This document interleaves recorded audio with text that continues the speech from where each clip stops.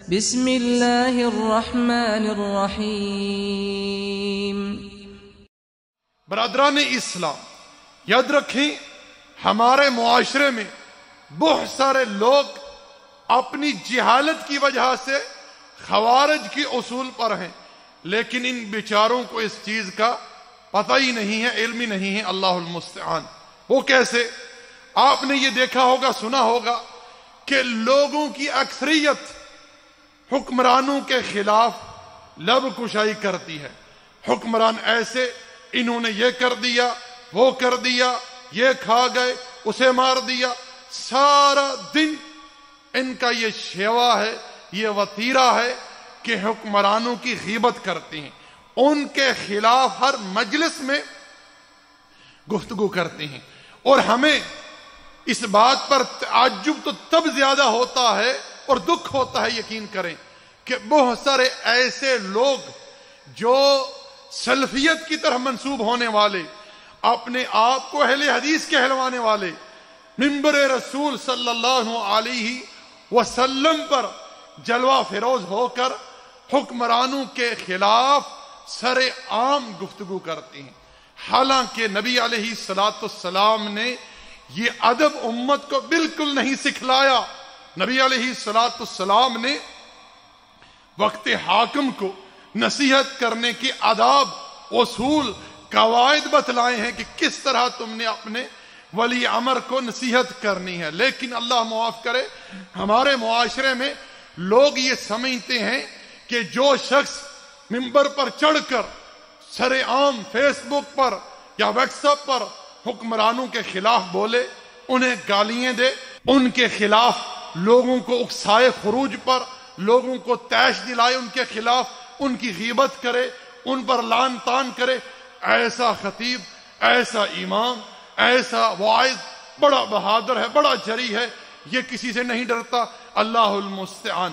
یاد رکھیں، جس شخص کو آپ دیکھیں منبر پر چڑھ کر سر عام لوگوں کے مجتمع میں وقت حاکم کو نصیحت کرنے کی کوشش کرتا ہے یا دعویٰ کرتا ہے، ایسا انسان نصیحت نہیں بلکہ فضیحت چاہتا ہے۔ اگر اس انسان کو جو منبر پر چڑھ کر یا لوگوں کے مجمع میں، مجتمع میں سر عام جہرن حاکم کو نصیحت کرنے کا دعویٰ کرتا ہے، اگر اسی شخص کو چار بندوں میں کوئی بات کوئی کہہ دے تو فوری طور پر اپنے کپڑوں سے باہر آنے کی کوشش کرے۔ کیوں؟ برداشت نہیں کرتا نا۔ تو میرے بھائی، میرے دوست، جس انسان کو اللہ تعالیٰ نے ایک مقام دیا ہے، ایک سٹیٹس دیا ہے، وہ وقت حاکم ہے، لوگ اس کی رعایا ہیں، اور آپ منبر پر چڑھ کر اسے گالیاں دے رہے ہیں، اس کی غیبت کر رہے ہیں، اس کے متعلق لوگوں کو اکسا رہے ہیں خروج پر، یہ کہاں کی شرافت ہے؟ اٹھائیے صحیح بخاری اور پڑھیے نبی علیہ السلام کا وہ خط جو نبی علیہ السلام نے روم کے بادشاہ ہرقل کو لکھوایا۔ اللہ کے رسول نے کیا تحریر کروایا اس خط میں؟ من محمد ابن عبداللہ من رسول اللہ صلی اللہ علیہ وسلم الی عظیم الروم۔ نبی علیہ السلام ایک کافر بادشاہ کو خط لکھوا رہے ہیں، اور ادب ملاحظہ کیجئے، اللہ کے رسول لکھوا رہے ہیں الی عظیم الروم۔ اللہ اکبر! یہ نبی علیہ السلام کا ادب ایک کافر بادشاہ کے ساتھ ہے۔ اور ہمارے ہاں جب تک منبر پر چڑھ کر لوگوں کے مجتمع میں حاکم وقت کو چار پانچ گالیاں نہ دے لیں، اس کی غیبت نہ کر رہے، لوگوں کو چین نہیں آتا۔ لوگوں کی تربیت اس طرح کی ہو چکی ہے۔ اور کچھ لوگ میڈیا پر نمودار ہو کر اینکر پرسن وغیرہ خوب حکمرانوں کی غیبت کرتے ہیں۔ اللہ کے بندو، تمہارے اوپر جو واجب ہے تم اسے ادا کرو، تم اس کی پابندی کرو۔ جناب حسن بصری رحمت اللہ علیہ کے پاس ایک شخص آیا وقت حاکم کے خلاف خروج کے متعلق دریافت کرنے کے لیے۔ حسن بصری رحمت اللہ علیہ نے کیا اس سے فرمایا؟ کیا تجھے وقت حاکم نے نماز پڑھنے سے روکا ہے، زکوٰۃ دینے سے روکا ہے، روزہ رکھنے سے روکا ہے، حج کرنے سے روکا ہے؟ کس چیز سے روکا ہے؟ تو کس لیے اس پر خروج چاہتا ہے؟ صرف مال کی وجہ سے؟ اے میرے بھائیوں، میری بہنوں، آپ لوگ جانتے ہیں سب سے پہلا فتنہ جو اسلام میں سر اٹھاتا ہے اس کی بنیاد اساس کیا تھی؟ یہ زبان. اس زبان کی وجہ سے ذوالخویسرا نے نبی علیہ السلام کی تقسیم پر معاذ اللہ طعن کیا.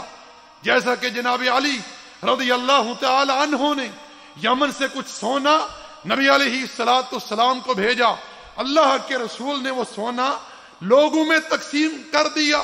ذوالخویسرا صحابہ کی مجلس میں نبی علیہ السلام سے کہتا ہے، اعدل یا محمد، اے محمد صلی اللہ علیہ وسلم انصاف کیجئے، عدل کیجئے. اللہ کے رسول علیہ السلام نے ارشاد فرمایا، کیا تم مجھے آمین نہیں سمجھتے؟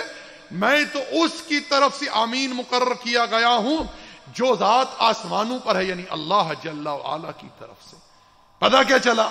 سب سے پہلا خروج، سب سے پہلا فتنہ جو اسلام میں نمودار ہوا اس کی اساس یہ زبان تھی.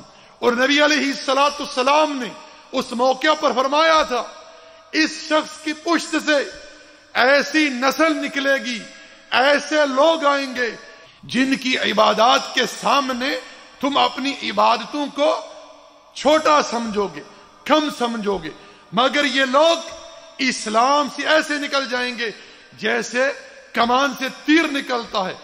اگر میں ان کو اپنی زندگی میں پا گیا تو میں ان کے ساتھ وہیں سلوک کروں گا جو عاد و ثمود کے ساتھ ہوا. اللہ اکبر. اور جناب عثمان رضی اللہ تعالی عنہ کے خلاف جو خروج ہوا اس کی اساس، اس کی بنیاد کیا تھی؟ یہ زبان تھی. لوگوں نے داماد رسول اللہ صلی اللہ علیہ وسلم کے خلاف اس زبان سے پروپوگنڈا کرنا شروع کر دیا کہ عثمان عدل نہیں کرتے، ان کی تقسیم میں جو ہے وہ انصاف نہیں ہے، بنو امیہ کو دیتے ہیں، ایسے کرتے ہیں، ویسا کرتے ہیں. اور اس طرح فتنے نے سر اٹھانا شروع کر دیا. اور پھر ایک وقت وہ آیا، جناب عثمان ابن عفان داماد رسول اللہ صلی اللہ علیہ وسلم کے گھر گھس کر باغیوں نے انہیں شہید کر دیا. میرے بھائی، میرے دوست، اس زبان کو اپنے کنٹرول میں رکھیے.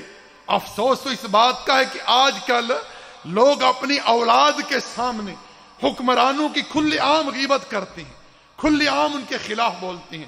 یعنی شروع ہوئی سے بچوں کی تربیت اس طرح کی کرتے ہیں. اور تعجب کی بات یہ ہے کہ لوگوں کی اکثریت کو شکوہ صرف حکمرانوں سے ہے.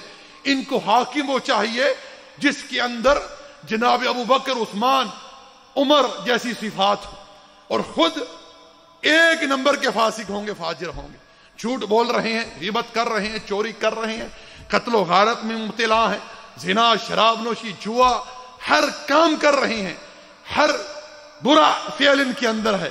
لیکن حاکم ان کو ابو بکر جیسا چاہیے، عمر جیسا چاہیے، جناب عثمان جیسا چاہیے، جناب علی جیسا چاہیے رضی اللہ تعالی عنہم اجمعین. اللہ کے بندو، اگر حاکم جناب ابو بکر، عمر، عثمان، علی کی صفات کا چاہتے ہو تو خود بھی تو ابو ہریرہ جیسی صفات پیدا کرو. خود بھی اپنے اندر جناب ابن عمر، ابن مسعود، ابن عباس رضی اللہ تعالی عنہما جیسی صفات پیدا کرو. خود آپ نماز پڑھنے کے لیے تیار نہیں، خود آپ دین کی پابندی کرنے کے لیے تیار نہیں، خود آپ اللہ کی حدوں کو توڑتے ہیں، اور حاکم آپ کو ابو بکر جیسا چاہیے. اللہ المستعان. کتنی بری تقسیم ہے. اس لیے میں گزارش کروں گا بھائیوں کے سامنے، بہنوں کے سامنے، آپ جس حد تک مکلف ہیں اس حد تک رہیے.